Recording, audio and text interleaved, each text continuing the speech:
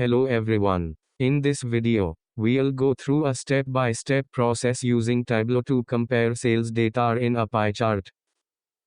Let's get started. You have sales data that you want to present using two pie charts, one showing sales by customer segment and one showing sales by region. Use two different methods to create your charts. Step 1. Open the starter file in Tableau. Step 2. Create a pie chart that shows the four customer segments, and set it to fit the entire view.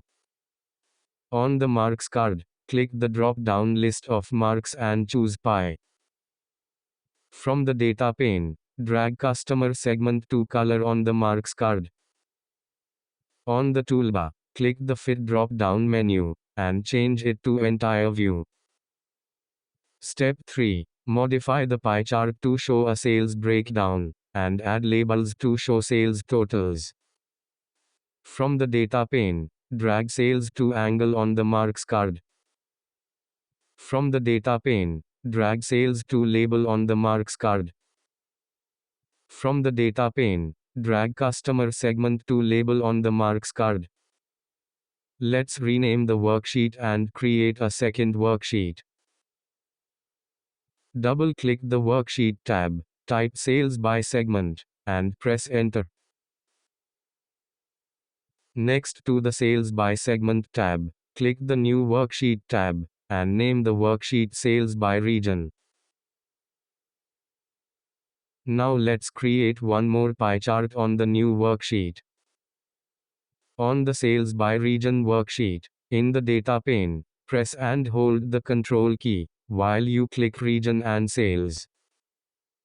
In the top right of the toolbar, click Show Me, and then click the pie chart icon in the Show Me pane. Click Show Me again to close the Show Me pane.